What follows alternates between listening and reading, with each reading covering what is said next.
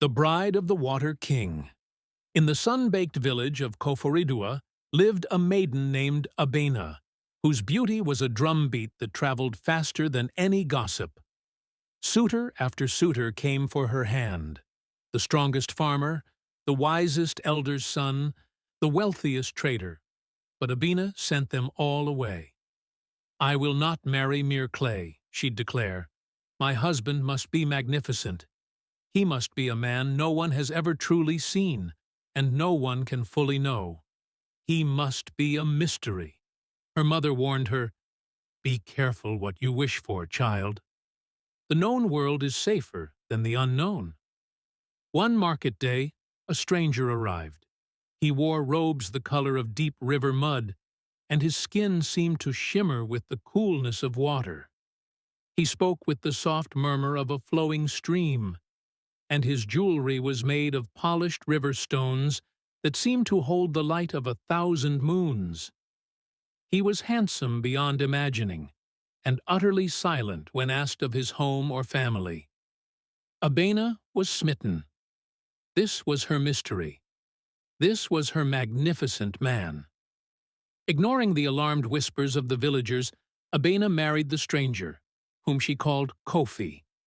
He took her away from Kofi, not to another village, but to a vast, beautiful home, hidden deep in the misty bend of the great Volta River.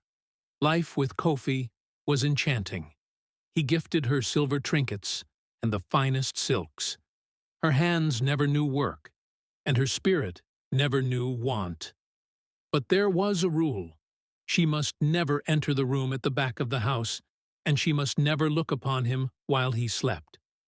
Abena lived in blissful splendor, yet her human curiosity grew heavy. What was his secret? One morning, the urge became too strong. When Kofi left, saying he was going to tend to his cattle, Abena crept to the forbidden room and peered inside. It was empty of furniture, but in the center was a vast, shimmering pool of clear, dark water. Floating on the surface were Kofi's clothes and his river stone jewelry. Then she understood. Her husband was no man.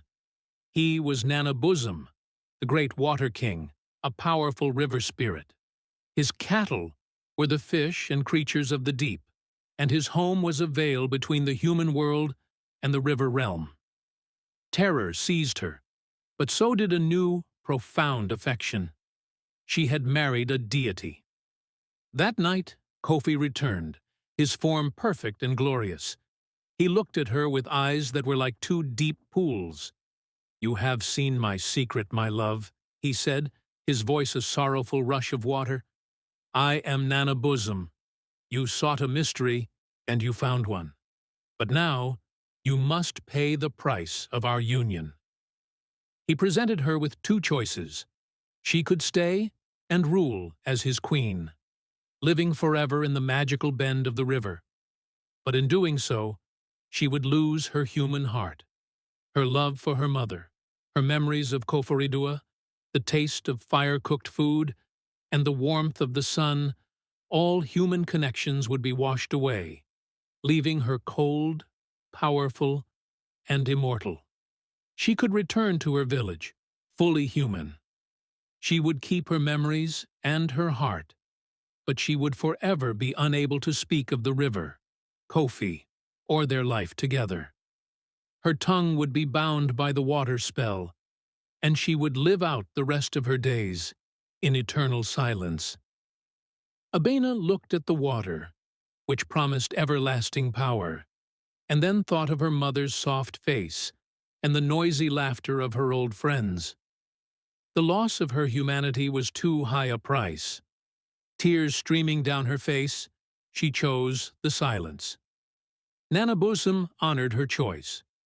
He led her to the edge of the human path, pressed a single cool river stone into her hand, and vanished. Abena returned to Kofi, where she lived to a great age.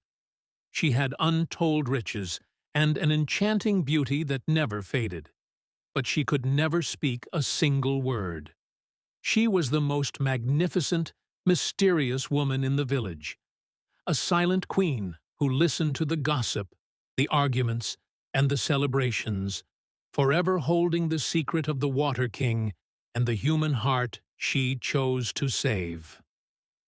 What do you think Abena should have done with her silent life? Did she make the right choice,